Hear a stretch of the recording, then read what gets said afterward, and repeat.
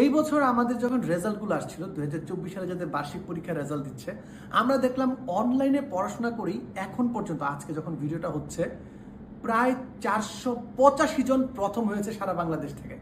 প্রায় 50টা জেলার মতো কভার করেছি। স্কুলের ভিতর ইন্ডিভিজুয়াল ওরা ফার্স্ট হয়েছে, সেকেন্ড থার্ডের হিসাব আমি বাদ দিলাম, আমি এটা হিসাবে আনি নাই। তো কি হচ্ছে অনলাইন বেসে, কি করছে, কেন ওরা অনলাইনে পড়াশোনা করছে? অধিকাংশ শুধু অনলাইনে পড়াশোনা করছে। এর প্রধান কারণ হচ্ছে যখন অনলাইনে আসে ওদের যে কোচিং বা আদার্স জায়গা আছে, এই জায়গাগুলোতে যাওয়ার জন্য যে সময়টা থাকে সেটা বেঁচে যায়। 2 নাম্বার, অনেক বেশি এক্সারসাইজ করতে পারে।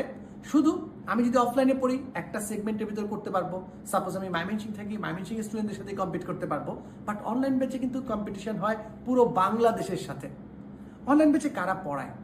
অনলাইন ব্যাচে যারা পড়ায় তারা অধিকাংশ হচ্ছে ঢাকা বিশ্ববিদ্যালয়, বুয়েট, মেডিকেল পড়ুয়া স্টুডেন্ট।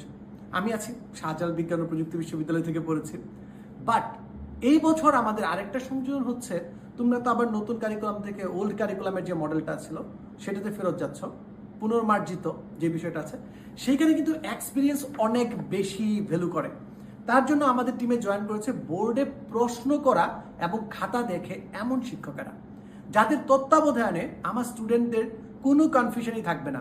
একদিকে আছে ইয়াং টিচার, অনেক এনার্জেটিক ক্লাস, অন্যদিকে আছে এক্সপিরিয়েন্স। আমাদের একজন টিচার আছেন জয়েন করেছেন 20 বছর যাবৎ পড়াচ্ছেন, একজন টিচার আছেন 14 বছর যাবৎ পড়াচ্ছেন, একজন টিচার আছেন যিনি 11 বছর যাবৎ পড়াচ্ছেন।